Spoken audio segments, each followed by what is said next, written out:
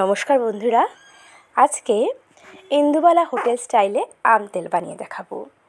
আর এটা কিভাবে সারা বছর সংরক্ষণ করে খেতে পারো, এটার সাথে থাকবে কিছু টিপস অ্যান্ড ট্রিক্স।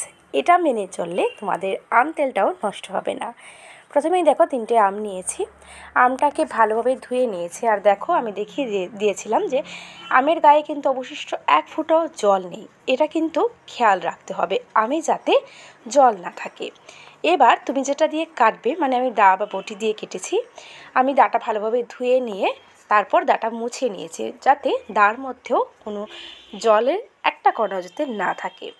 এই ছোটো ছোটো টিপসগুলো কিন্তু তোমার মাথায় রাখতে হবে।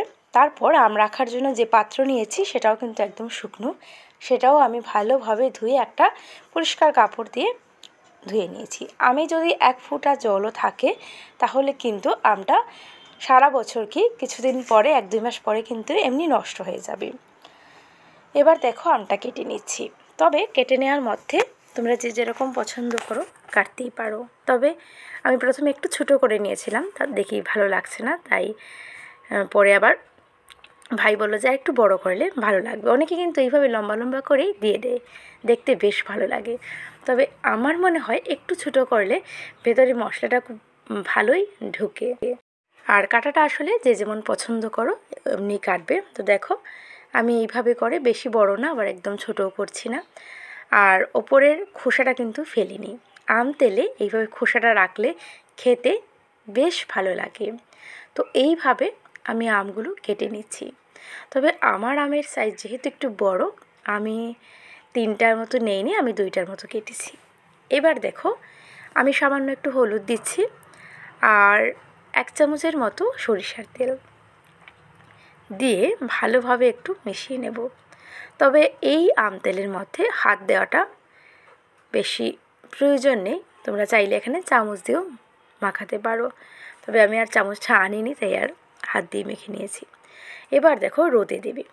রোদে কিন্তু দিতে হবে, খোসাটা যেদিকে আছে ঠিক নিচের দিকে খোসাটা থাকে এইভাবে, যাতে ওপরের জলটা খুব তাড়াতাড়ি শুকিয়ে যায়। তবে এটাকে আমি একদম বেশি শুকাবো না, ঠিক 1 দিনের রৌদ্র এটাতে লাগাবো। তো দেখো আমি 9টার সময় রোদ্রে দিয়েছি। তো এখন বিকেলবেলা আমি একটা মশলা বানিয়ে নেব। এখানে নিচ্ছি 2 চামচের মতো সাদা সর্ষে, মানে লাল শস্য, সাদা না। আচ্ছা, 1 চামচের মতো দিচ্ছি এখানে কালো সর্ষে। আর দেখো মাম্মাম বসে আছে, ও এখন দেবে 1 চামচ আরও সাদা সর্ষে দিলাম। এবার 1 চামচ জিরা দিচ্ছি, ও এখন সব কিছু ওর দিতে হবে। 1 চামচ মৌরি দিচ্ছি। দেখো এটা একটা ভাজা মশলা তৈরি করব আমাদের আম তেলের জন্য।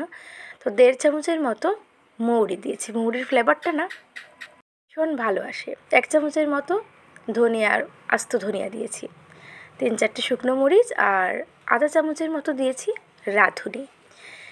তো প্রথমে শুধু সর্ষেটা আনিনি আর রাঁধুনি আনিনি, সব মশলা আমি নিয়ে নিয়েছি, গোটা মশলাটা নিয়ে ভেজে নেব। এবার 1.5 থেকে 2 মিনিট ভাজবো। যখন দেখবে খুব সুন্দর একটা স্মেল বেরোচ্ছে, তখনই কিন্তু তার মধ্যে আমি দেখো সর্ষে আর রাঁধুনিটা দিয়ে দিচ্ছি। দিয়ে এবার আর বেশি সময় ভাজবো না, ঠিক 1 মিনিটের মতো। দেখবে সর্ষেটা খুব সুন্দর ফুটে উঠছে, সেই মুহূর্তে আমি গ্যাসটা বন্ধ করে দেব। এই মশলাটা ভাজা কিন্তু খুব ইম্পর্টেন্ট। এটা যদি একদম কালো করে ভাজো তাহলে আম তেলের টেস্টটাই চেঞ্জ হয়ে যাবে। তো দেখো তোমরা দেখি কালারটা কিন্তু অনেকটাই চেঞ্জ হয়ে গেছে। আমি গ্যাসটা বন্ধ করে এটাকে গুঁড়ো করে নেব ঠান্ডা হওয়ার পর।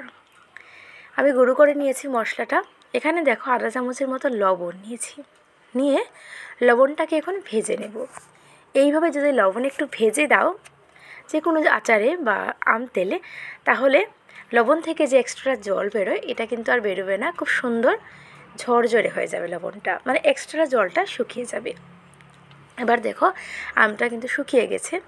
আর কতটুকু শুকাতে হবে দেখো, আমটাকে একদম খটখটে করার প্রয়োজন নেই। তো মোটামুটি 1 দিনের বা 2 দিনের রৌদ্রে কিন্তু এনাফ।